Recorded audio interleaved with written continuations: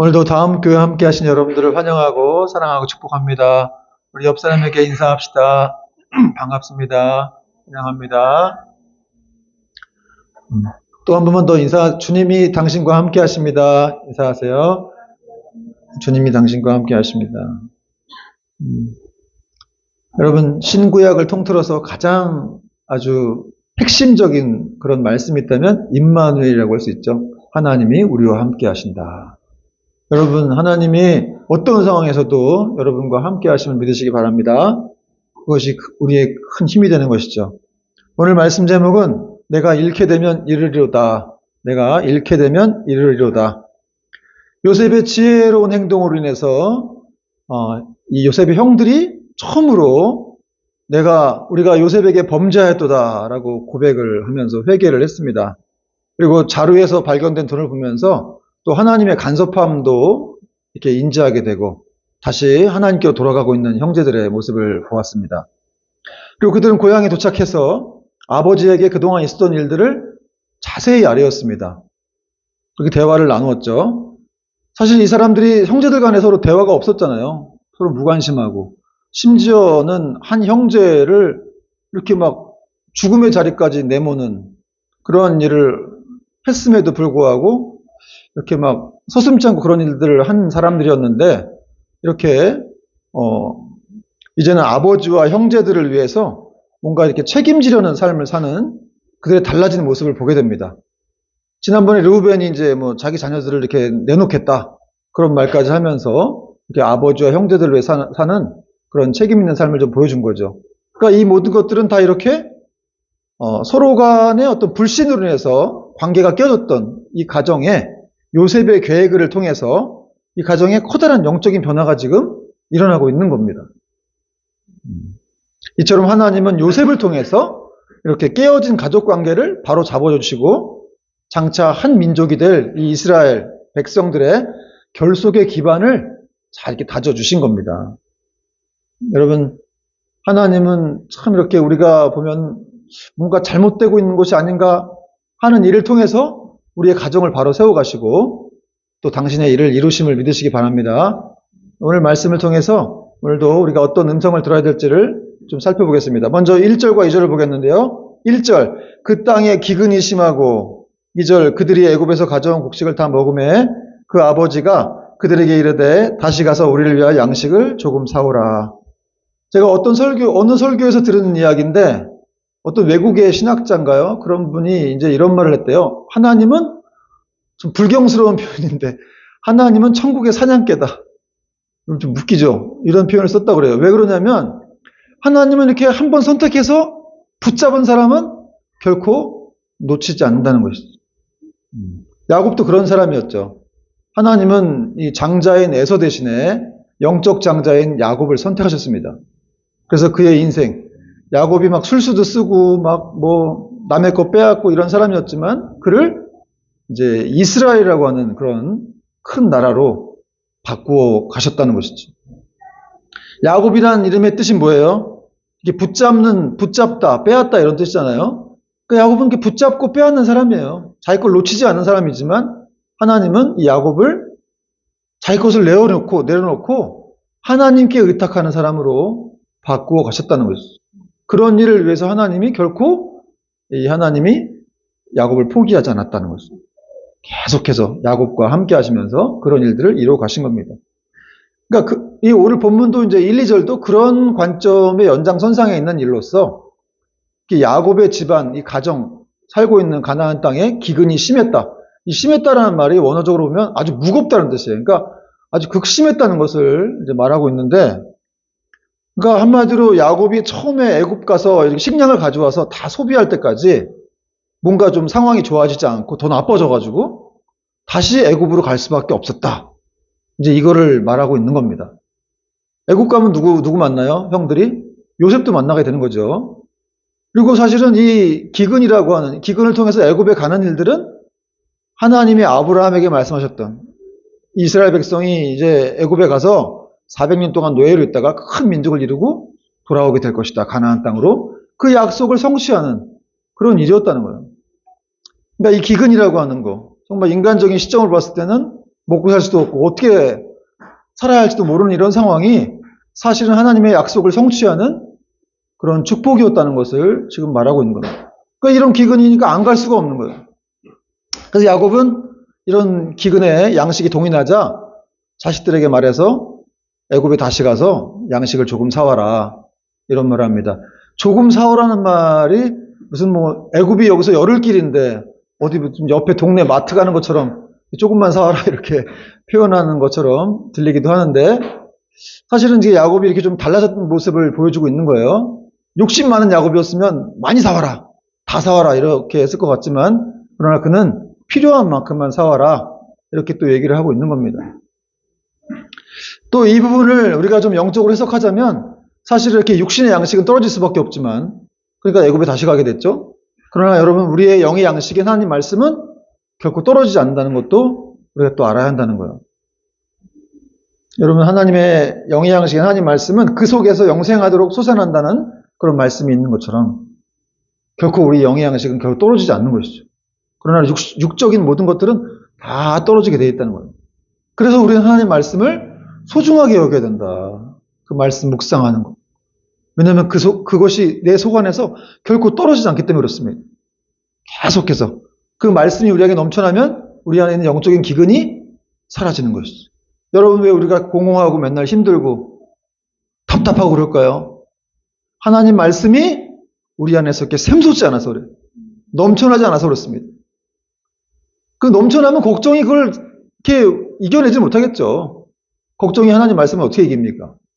그러나 하나님 말씀이 부족하다 보니까 계속해서 또 그 말씀을 믿지 못하다 보니까 자꾸 염려와 근심으로 우리는 질식되어 간다는 것이죠. 여러분 하나님 말씀을 사모하시기 바랍니다. 그 말씀이 여러분에게 넘쳐나면 그 속에서 샘솟도록 솟아나는 거예요. 영생하도록 솟아난다는 것입니다. 이제 식량을 다시 사오라는 야곱의 말에 유다가 나서서 간청합니다. 3절과 4절, 5절인데요.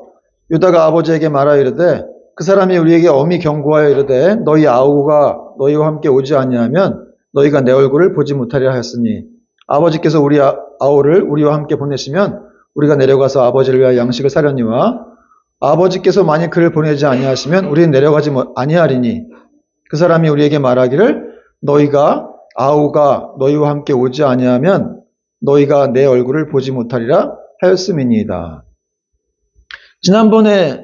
지난주에는 루벤이 첫째 아들 루벤이 야곱을 설득했어요. 근데 안 됐어요. 이번에는 이제 이 유다가 설득을 하게 된 건데 유다가 몇째 아들이에요? 저기서 얘기하시냐 이렇게 하라고. 네 맞습니다.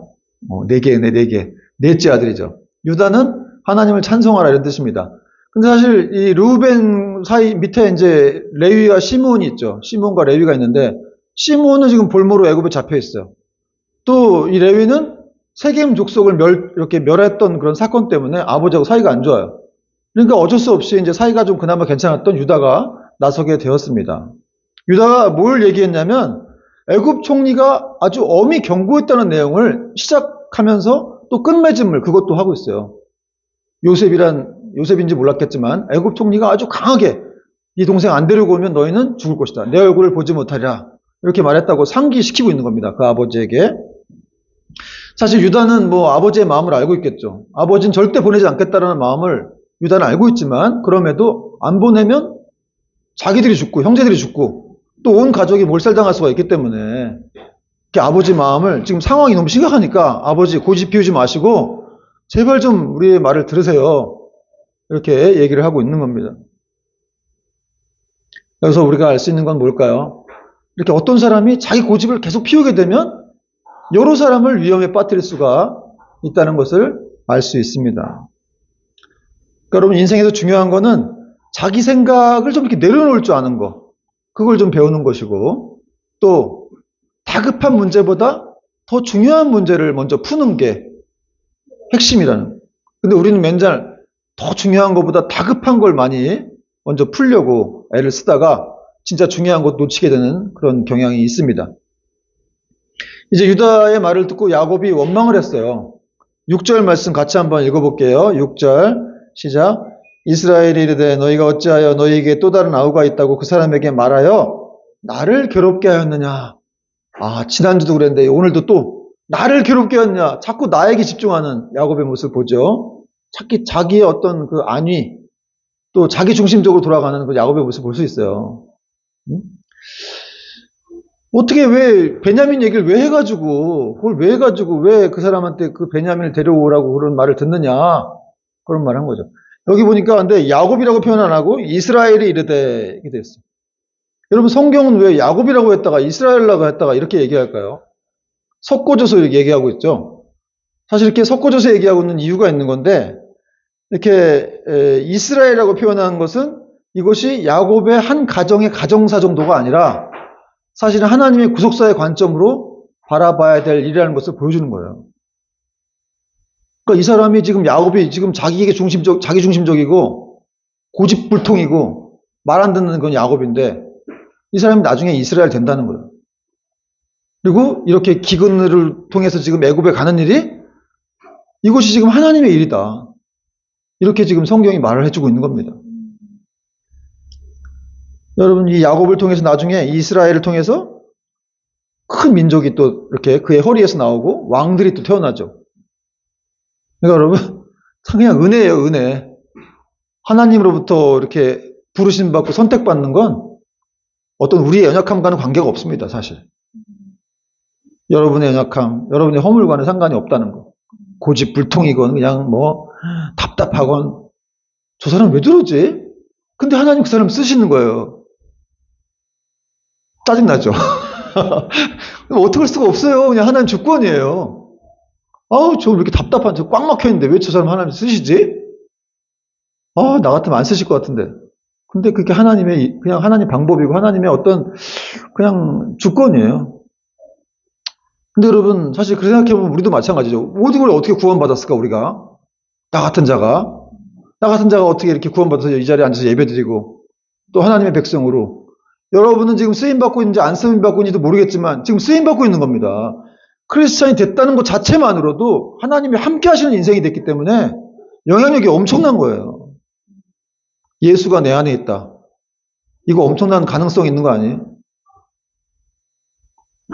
베드로 같은 사람들 정말 이렇게 원래 개바였지만 네가 이제 베드로가 되리라, 반석이 되리라 예수님 말씀하셨잖아요.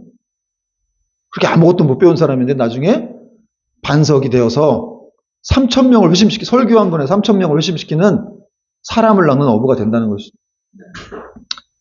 여러분 정말 이렇게, 그러니까 맨날 나 같은 사람을 왜 쓰실까, 뭐 나는 이렇게 연약할까, 이런 말을 할 필요가 없어요.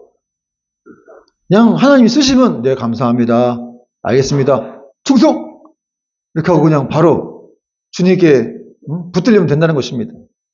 여러분 모세를 생각해 보세요. 모세가 40세에 지혜와 힘이 넘쳐가지고 사람을 죽였습니다. 애굽 사람을.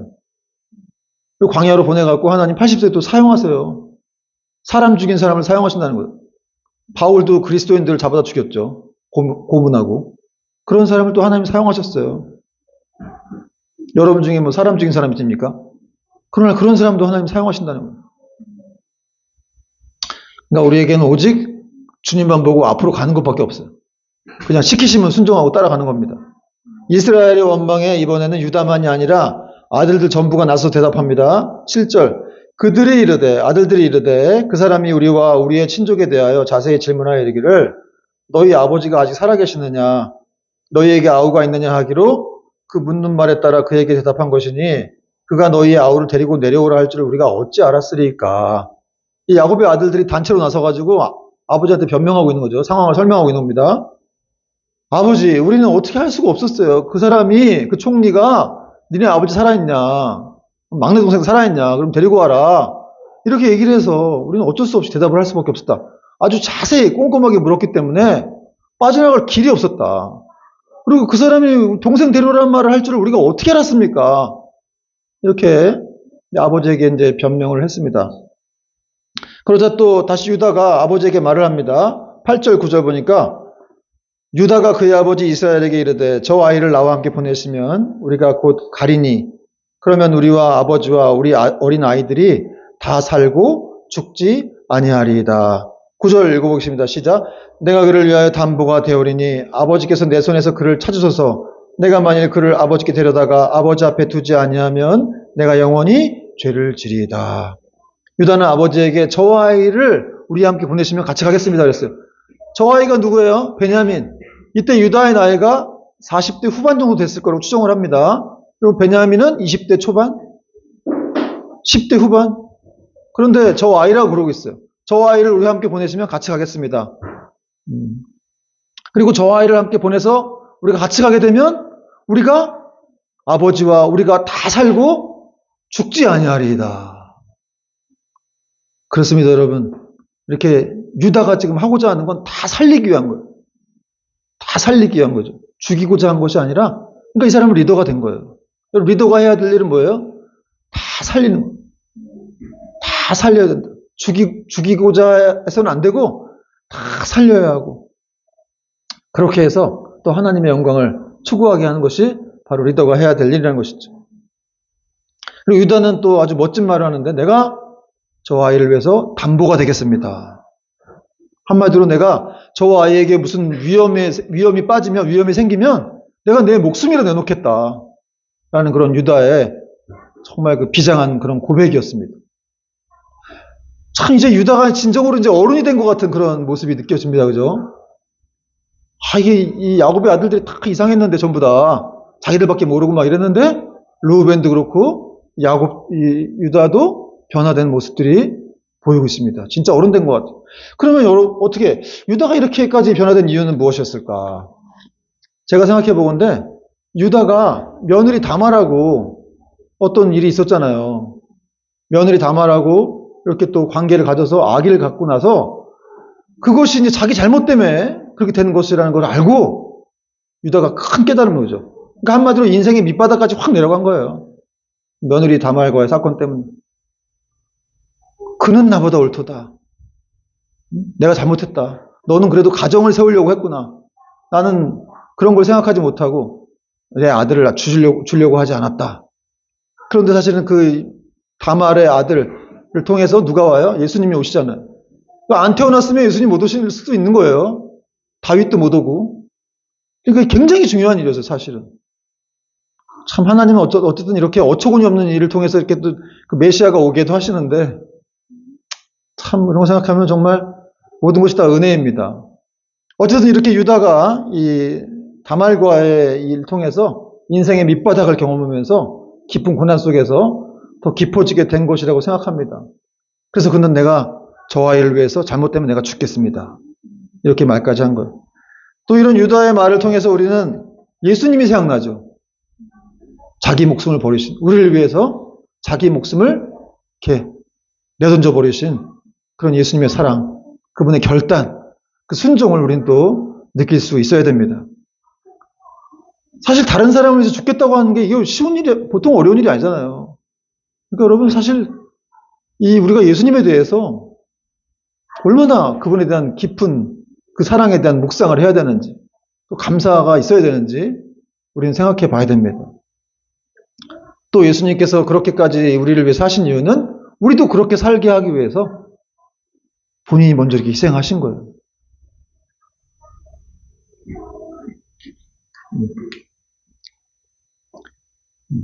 자, 이제 목숨까지 내놓겠다는 유다의 고백에 야곱이 마음이 흔들렸어요. 움직였고 베냐민을 보내기로 허락합니다. 11절, 12절, 13절 보니까 그들의 아버지 이스라엘이 그들에게 이르되 그러할진대 이렇게 하라. 너희는 이 땅의 아름다운 소산을 그릇에 담아가지고 내려가서 그 사람에게 예물로 드릴지니 곧 유향 조금과 꿀 조금과 향품과 모략과 유향나무 열매와 감복숭아 아이니라. 12절 너희 손에 갑절의 돈을 가지고 너희 자루 아귀에 도로 넣어져 있던 그 돈을 다시 가지고 가라. 혹 잘못이 있었을까 두렵도다. 13절 내 아우도 데리고 떠나 다시 그 사람에게로 가라. 여러분, 그러할진대 이렇게 하라. 그러할진대는 무슨 말입니까? 만약 그것이 사실이고 그렇게 피할 수 없다면 그러면 그렇게 하라는 거예요. 이제 야곱이 더 이상 이게 듣고 보니까 더 이상 어떻게 피할 방법이 없는 거예요. 이제 정말 어떻게 할 도리가 없다고 생각하니까 깊은 고심을 한 다음에 드디어 베냐민을 보내기로 야곱이 결단을 내립니다. 그리고 이제 야곱이 과거에 형 에서에게 그의 환심을 사기 위해서 선물을 보냈잖아요. 그래서 이번에도 이제 총리의 환심을 사기 위해서 그 형이 그 통했잖아요. 그게 또 사실. 그러니까 또 옛날 방법을 또 씁니다. 그래서 선물을 준비해가지고 유향과 모략과. 유향과 모략은 여러분 예수님 태어났을 때 동방마사들이 가지고 왔던 예수님이 드렸던 선물이기도 해요. 굉장히 고급스러운 그런 향료들입니다. 종교의식에 쓰였던, 종교제사에 쓰였던 그런 것들을 가지고 준비하라고 이렇게 가져가라. 야곱이 얘기한 거고, 또 처음보다 돈을 더 2배로 가져가라. 곡식값이 올랐을 수도 있으니까 그렇게 또 철저히 준비하는 야곱의 모습을 볼 수가 있습니다. 그리고 그는 아들들을 보내면서 간결하지만 또 전능하신 하나님께 기도했어요. 14절 말씀 보니까 같이 한번 읽어볼게요. 14절 시작. 전능하신 하나님께서 그 사람 앞에서 너희에게 은혜를 베푸사 그 사람으로 너희 다른 형제와 베냐민을 돌려보내게 하시기를 원하노라. 내가 자식을 잃게 되면 이르리로다. 할렐루야. 여러분, 야곱은 조상의 하나님께 자신의 처해 있는 공경에서 그와 그의 가족들을 구해 주실 것을 간청했습니다. 근데 여러분, 이 고백은 야곱이 지금 이번 일과 관련해서 처음으로 하나님을 찾은 거예요. 사실은. 야곱이 하나님을 믿는 사람인데 이번 일과 관련해서 지금 처음으로 하나님을 부른 겁니다. 그동안 계속 괴로워하다가. 야곱이 뭐라고 그랬어요? 전능하신 하나님께서 너희에게 은혜를 베푸사. 이 전능하신 하나님은 엘샤다이라고 하는데 그런 찬양도 있던데 하나님이 아브라함, 이삭, 야곱에게 그 족장들에게 나타나셨을 때 나는 엘샤다이다. 나는 전능하신 하나님이라. 이렇게 자기를 알려주시면서 나타나셨습니다. 그리고 이제 그들과 언약 관계를 이렇게 맺어주셨는데, 그러니까 언약 관계를 말씀할 때 나는 이렇게 전능한 하나님이다. 라는 그런 표현을 쓰신 거예요. 그러니까 오늘 야곱도 자기가 베델광에서 하나님 만났잖아요. 그리고 하나님의 약속을 받았습니다.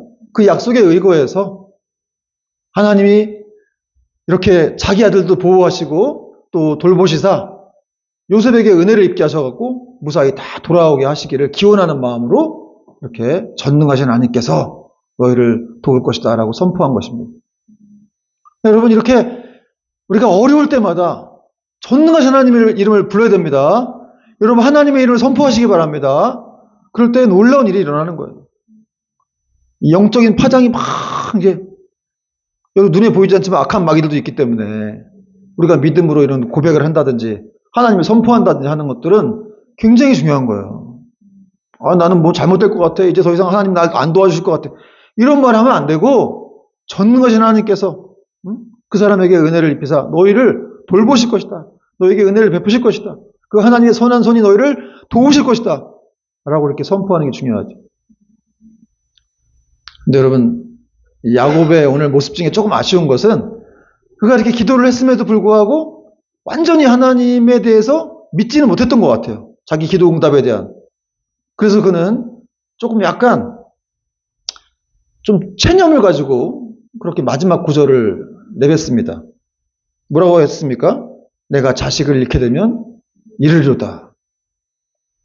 이 표현에 대해서 내가 죽으면 죽으리로다. 누가 이런 말 했어요?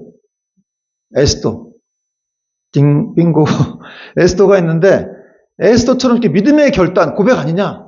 이렇게 말하는 분도 있는데 근데 전적인 확신은 아니라고 할 수 있어요. 왜냐하면 이게 사실 이제 자신을 부인하는 내용이긴 합니다. 부인하면서 하나님의 처분에 맡기는 태도예요. 그러니까 한마디로 자식을 잃게 되더라도 내가 감당하겠다. 그러니까 최악의 시나리오까지 다 받아들이겠다라는 그런 야곱의 자기 자신을 내려놓는 어떤 약간 좀 깊은 체념 같은 슬픈 탄식 같은 그런 거였어. 그래.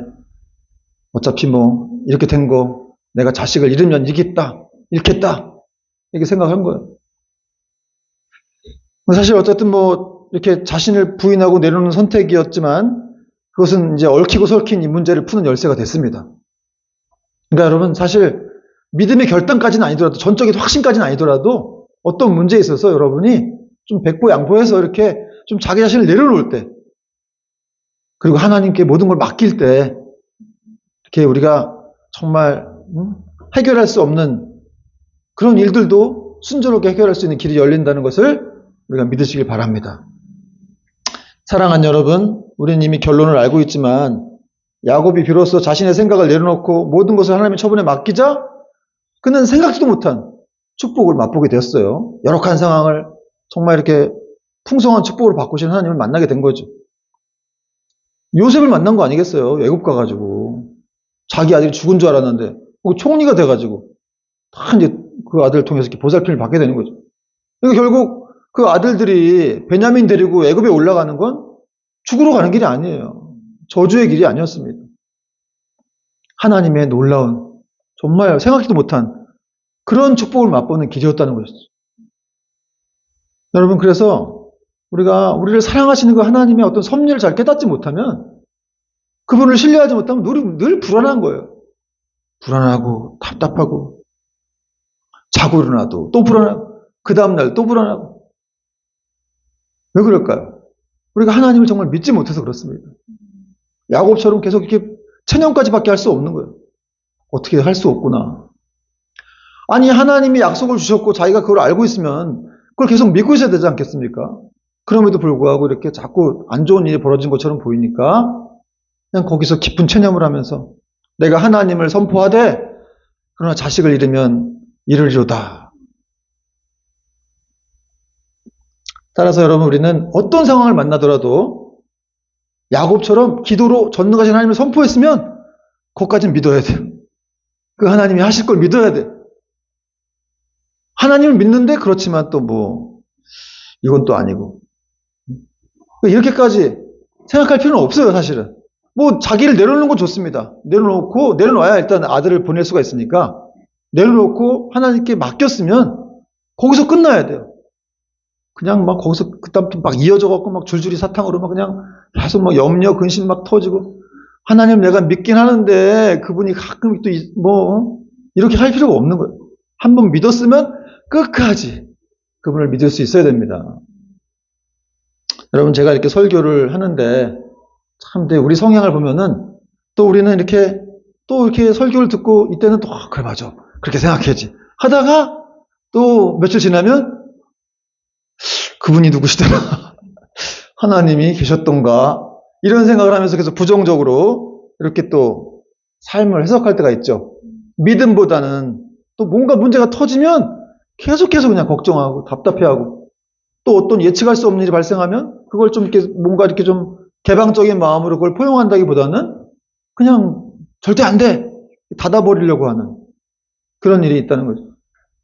사실 이게 저의 고백이기도 합니다. 저도 이제 뭔가 할 수 없는 일들이 벌어지면 참 답답하고 이게 하나님으로부터 일어난 일인가 이렇게 생각하고 하면서 그냥 걱정부터 앞서는 그런 성향이 저도 있어요.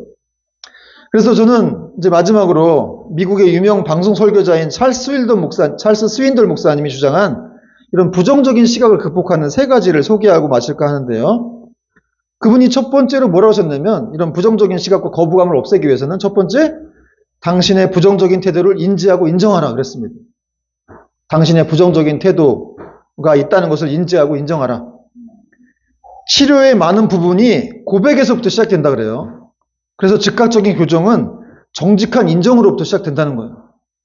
그러니까 당신의 부정적인 성향을 인지하고 그것을 진정 깊이 깨달으며 그것을 숨기지 말고 인정하라. 그것에 대해 부정하지 말라. 부정적으로 생각하는 습관에 내가 또 빠졌어요. 이렇게 말하는 것만으로 도움이 된다는 거예요. 하나님, 제가 또 부정적이군요. 제가 믿음이 없군요. 이렇게 고백하는 것만으로도 도움이 된다는 것이죠. 두 번째는 넘쳐오르기 시작할 때까지 위를 향해 초점을 맞추라 이랬는데 위를 향해 초점을 맞추라. 이 오래 묵은 습관들을 깨는 게 굉장히 어렵다고 합니다. 그래서 이걸 깨기 위해서는 훈련이 의식적인 노력을 해야 된다는 건데 만약 당신이 오늘 부정적이라면 내일 아침 당신이 일어날 때쯤에도 여전히 부정적일 확률이 높다는 것이죠. 그러므로 위를 향해 초점을 맞추라. 이것은 먼저 능력을 구하며 기도하는 것을 의미한다. 그러고는 다음과 같은 의식적인 노력을 해야 한다. 하나님이 이 일에 역사하고 계시는 것일까? 하나님께서 나로 하여금 이것을 잘 통과하도록 이끄시는 것일까? 주님, 저는 어떻게 해야 될지 모르겠습니다. 주님을 멀리하려는 경향이 저에게 있음을 고백합니다. 인정합니다. 저는 주님이 제게 오셔서 제가 이 문제를 잘 대처할 수 있도록 도와주시기를 원합니다. 그리고 마지막 3번째는 이렇게 새롭고 낯선 환경들에 대해서 마음을 여는 연습을 하라는 것입니다. 어떤 새로운 것, 예기치 못한 것을 직면하게 될 때 즉각적으로 안 돼! 절대 안 돼라고 반응하지 말고 잠깐이라도 5분 정도라도 반응을 연기하고 새로운 가능성에 대해 용인하려고 해보라. 그 300초 동안 당신이 열려있는 마음을 유지함으로써 당신이 누릴 유익에 대해 당신은 놀랄지도 모른다. 그리고 이런 방법들과 더불어서 문제를 극복하기 위해서 잠시 멈추고 기도하라고 목사님 말씀하고 있는데요. 찰스 인두 목사님이 기도를 이렇게 하셨는데 읽어드리고 마치겠습니다. 주 하나님, 오늘 누가 제 글을 읽고 있을지 또 그가 이 시간 그의 삶 속에서 어떤 일을 겪고 있을지 저는 전혀 알 수가 없습니다. 그러나 이 한 가지는 분명히 압니다. 주님은 여전히 전능하신 하나님이시라는 것을. 무제한의 권세와 한없는 능력과 놀라운 힘을 지니신 하나님이시라는 것을. 주님을 대항하여 생긴 어떤 장애물도 주님을 제재할 수 없습니다. 아무도 주님을 움츠러들게 할 수 없으며 주님께는 그 어떤 어려운 일도 없습니다. 게다가 주님은 모든 일의 끝을 아시는 분이기 때문에 우리의 일은 물론 요셉의 일에 대해서도 모든 것을 다 이루어지게 하실 수 있는 능력이 있으십니다. 따라서 우리가 두려워할 이유가 전혀 없습니다. 그러나 우리는 연약한 인간에 불과합니다. 그래서 우리는 부정적이고 수평적으로 사고하며 새로운 아이디어에 대해 전혀 관용적이지 못합니다.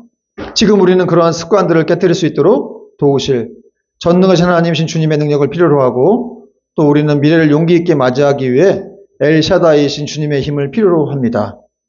주의 도우심으로 우리는 오늘 하루를 시작합니다. 믿음으로 생각하고 우리에게 닥치는 모든 것을 통제하시는 주님의 주권을 믿을 수 있는 새로운 희망을 우리에게 주옵소서. 우리의 두려움들을 잠재우소서. 우리에게 새로운 용기와 주를 믿는 강한 신뢰심을 주옵소서. 이러한 새로운 사고와 삶을 시작할 때 우리로 하여금 다른 사람들에게 영향을 줄 정도로 열정적이게 하소서.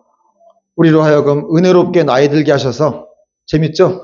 우리로 하여금 은혜롭게 나이 들게 하셔서 인생의 도전들에 대해서 그래 좋다 라고 말할 수 있게 하시고, 인생의 변화들에 대해서 그래 난 열려있는 사람이야 라고 말할 수 있게 하옵소서. 이 모든 것을 예수님의 전능하신 이름으로 간구합니다. 아멘. 그렇습니다, 여러분. 삶은 직면하기 쉽지 않은 도전들과 변화들로 가득 차 있습니다. 그것들은 또한 우리로 하여금 긍정적이고 적극적인 믿음의 태도로 다루기가 어렵게 합니다. 그러므로 그런 상황에서 우리는 잠시 멈추고 기도를 통해서 전능하신 하나님을 묵상해야 돼요. 우리를 사랑하시는 주님, 그분의 무제한 권세와 또 한없는 능력과 놀라운 힘을 지니신, 그래서 그분을 대항하여 생긴 어떤 장애물도 그분을 움츠러들게 할 수 없고 전혀 어려운 일이 아니기 때문입니다. 알파와 오메가 되시는, 모든 것의 시작이자 끝을 알고 계시는 그분이 계시기에 우리는 조금도 두려워할 필요가 없는 것이죠. 여러분 믿으십니까? 또 이런 믿음으로 한 주간 또 계속해서 순례의 걸음을 걷는 저와 여러분 될 수 있기를 주님의 이름으로 축원드립니다. 아멘.